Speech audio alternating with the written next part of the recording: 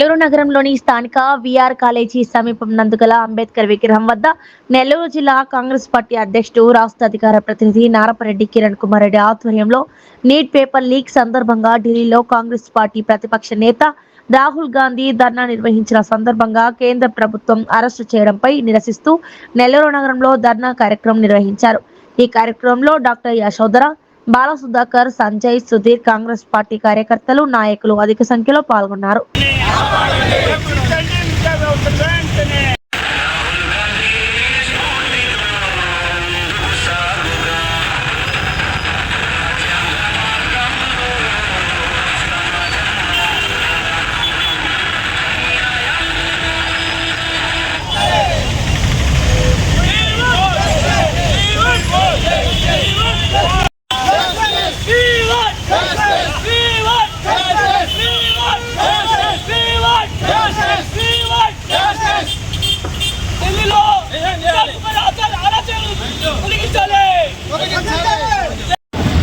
దేశంలో neat ప్రశ్నాపత్రం leak అయి విద్యార్థులు ఆత్మహత్యలు చేసుకుంటుంటే, అదేవిధంగా కోచింగ్ సెంటర్లకు ఈ దేశంలో తల్లిదండ్రులు పెట్టేటటువంటి ఖర్చు ఈ దేశ విద్యా బడ్జెట్ కన్నా కూడా ఎక్కువ ఉండడం, ఇలాంటి అంశాలు అలిచివేస్తుంటే దానికి మద్దతుగా విద్యార్థులకు అండగా కాంగ్రెస్ పార్టీ రాహుల్ గాంధీ గారు కావచ్చు, ప్రియాంక గాంధీ గారు కావచ్చు, ఎంపీలందరూ కూడా నిన్న ప్రధానమంత్రి నరేంద్ర మోడీ గారి ఇంటి వద్దకు వెళ్ళి మీరు ఈ ప్రశ్నలకు సమాధానం చెప్పాలి, దేశ యువత మొత్తం కూడా ఆందోళనలో ఉంది, విద్యార్థులందరూ కూడా అభద్రతా భావంలో ఉన్నారు, నీట్ ప్రశ్నాపత్రం లీకేజీకి సంబంధించి కావచ్చు, విద్యాశాఖ మంత్రి ధర్మేంద్ర ప్రధాన్, ఎందుకంటే నేషనల్ టెస్టింగ్ ఏజెన్సీ అనేది ఈ దేశంలో ఉండేటటువంటి అన్ని పరీక్షలకు సంబంధించినటువంటి testing NTA national testing agency Dharmendra Pradhan గారి ఆధ్వర్యంలో ఉంటుంది.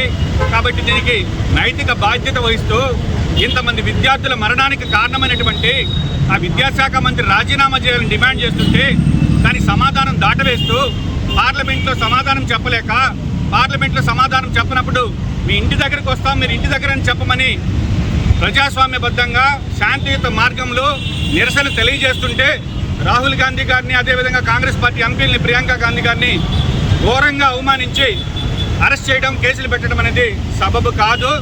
దీనికి ఏదైతే ఈ కార్యక్రమాలన్నింటికీ నిరసనగా ఈరోజు నెల్లూరు జిల్లా కాంగ్రెస్ పార్టీ ఆధ్వర్యంలో సీనియర్ నాయకులు అందరూ కలిసి కూడా ఈరోజు ఈ కార్యక్రమాన్ని చేపట్టడం జరిగింది. భవిష్యత్తులో ప్రజాస్వామ్యం ఈరోజు ఈ దేశంలో ఏ విధంగా ఉందనే దానికి ఇదొక ఉదాహరణ. ఏదైతే గాంధీ గారు స్థాపించినటువంటి కాంగ్రెస్ పార్టీ శాంతియుత మార్గంలో నిరసన తెలియజేస్తుంటే వాళ్ళ మీద కేసులు పెట్టడం, ఈరోజు ఆంధ్రరత్న భవన్ అనేటువంటి విజయవాడలో కాంగ్రెస్ పార్టీ ఆఫీస్ మీద బీజేపీ కార్యకర్తలు వచ్చి దాడి చేయడం, అదేవిధంగా నెల్లూరులో చూస్తే కాంగ్రెస్ పార్టీ ఏదైనా ఒక ప్రెస్ మీట్ పెడితే ఆ వార్తలు ప్రచురిస్తే ఆ వార్తలు ప్రచురించినటువంటి పత్రికలకు నోటీసులు ఇచ్చి వాళ్ళని పోలీస్ స్టేషన్లు పిలిపించడం, ఇట్లాంటివన్నీ కూడా ప్రజాస్వామ్యానికి సిగ్గు చేయటం. కాబట్టి కాంగ్రెస్ పార్టీ చాలా స్పష్టంగా డిమాండ్ చేస్తున్నాం, విద్యాశాఖ మంత్రి ధర్మేంద్ర ప్రధాన్ గారు రాజీనామా చేసే వరకు ఈ యొక్క పోరాటం దేశవ్యాప్తంగా కొనసాగిస్తాం. నీట్ పరీక్షలో ఎవరైతే ఆత్మహత్యలు చేసుకున్నటువంటి కుటుంబాలకి ఈరోజు కాంగ్రెస్ పార్టీ అండగా ఉంటుంది. అదేవిధంగా కేంద్ర ప్రభుత్వం నైతిక బాధ్యత వహిస్తూ ఆ కుటుంబాలను ఆదుకోవాలి. కాబట్టి కాంగ్రెస్ పార్టీ ఆధ్వర్యంలో రాబోయే రోజుల్లో కాంగ్రెస్ పార్టీ ఫ్రంటల్ ఆర్గనైజేషన్తో ఇటు విద్యార్థి సంఘాలతో కావచ్చు, అదేవిధంగా మహిళా కాంగ్రెస్ వీళ్ళందరూ కూడా కలిసి పెద్ద ఎత్తున త్వరలో ఉద్యమం చేయబోతున్నాం. విద్యార్థులందరూ కూడా మనోధైర్యాన్ని కోల్పోవద్దు, కాంగ్రెస్ పార్టీ మీకు అండగా ఉంటుంది. ఖచ్చితంగా రాబోయే రోజుల్లో బీజేపీకి ఇట్లాంటి కార్యక్రమాల వల్ల దేశంలో ఇప్పటికే మసకబారిపోతుంది. అయోధ్యకు సంబంధించి ఏదైతే అయోధ్య రాముడిని అడ్డం పెట్టుకుని అధికారంలోకి వచ్చి ఈరోజు అయోధ్య రామ మందిరంలో ఉండేటటువంటి నిధులన్నీ కూడా ఆ యొక్క పెద్ద స్కామ్గా మారితే దానికి సమాధానం చెప్పుకోలేక పార్లమెంట్లో కాంగ్రెస్ పార్టీ వాళ్ళు అడిగే దానికి ఈరోజు బహుశా దేశ చరిత్రలో దేవుడి దగ్గర స్కాములు చేసినటువంటి ప్రభుత్వం ఏదైనా ఒకటి ఉందంటే అది ఒక బీజేపీ మాత్రమే. అయోధ్య రామ మందిరంలో ఎంతోమంది మత విశ్వాసంతో ఇచ్చినటువంటి కానుకలు కావచ్చు, వెండి కావచ్చు, బంగారం కావచ్చు, డబ్బులు కావచ్చు, వీటన్నిటిని కూడా దోచుకునింది ఒక్క బీజేపీ వాళ్ళు మాత్రమే. కాబట్టి స్పష్టంగా ఈరోజు పార్లమెంట్లో అయోధ్య మీద సమాధానం లేదు, నీటి ప్రశ్నల లీకేజ్ మీద సమాధానం చెప్పలేకపోతున్నారు. కాబట్టి ఏదైనా అడిగితే ఈ విధంగా పార్టీ ఆఫీసులకు వచ్చి దాడులు చేస్తున్నారు. దీనిని నెల్లూరు జిల్లా కాంగ్రెస్ పార్టీ పక్షాన్ని స్పష్టంగా ఖండిస్తున్నాం. రాబోయే రోజుల్లో ప్రజల్లోకి తిరిగి ఎక్కువగా తీసుకెళ్తాం. బీజేపీకి ఇదే చివరి ప్రభుత్వం. ఖచ్చితంగా రాబోయే ఎలక్షన్లో రాహుల్ గాంధీ గారి నాయకత్వంలో కాంగ్రెస్ ప్రభుత్వం ఈ దేశంలో ప్రజాస్వామ్యబద్ధంగా ఎన్నుకోబడటం జరుగుతుందని తెలియజేస్తున్నాం. మేము ఎప్పుడు కూడా అనుకూలంగా ఆ చిన్న పిల్లలు ఎంతంత పిల్లలు అందరూ 4 ఏళ్ల లోపల చిన్న పిల్లలు వాళ్ళ ఫ్యూచర్ కోసము సైలెంట్గా ప్రొటెస్ట్ చేస్తున్నారు. సో అలాంటి పిల్లల్ని చాలా పెద్ద ఇంజరీస్ వచ్చి ఐసీయూలో పెట్టే విధంగా కొట్టారు.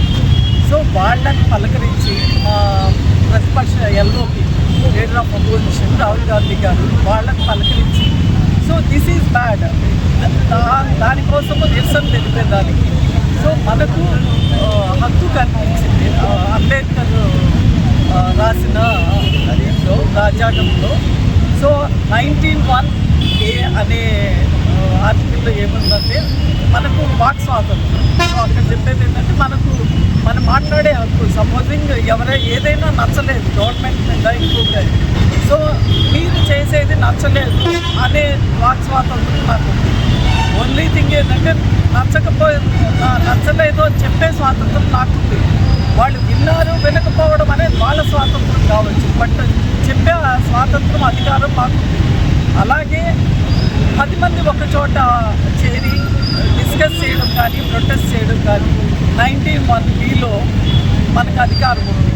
సో 19(1)A 19(1)B ఈ రెండింటి ఆధారంగానే రాహుల్ గాంధీ గారు మన ఖార్గే గారు వీళ్ళందరూ మొత్తము కాంగ్రెస్ పార్టీ నాయకులైతే మిగతా అపోజిషన్ లీడర్స్ మిగతా అదర్ అపోజిషన్ వాళ్ళు కానీ అందరూ కూడా కలిసి ప్రొటెస్ట్ చేస్తున్నారు. ఏమీ చేయలేదు. ఇప్పుడు మేము తీసుకొచ్చి ఇక్కడ నిల్చుకోవడం వల్ల అంబేద్కర్ గారి విగ్రహం మైలా అవదు, ఇక్కడ నేల అరిగిపోదు.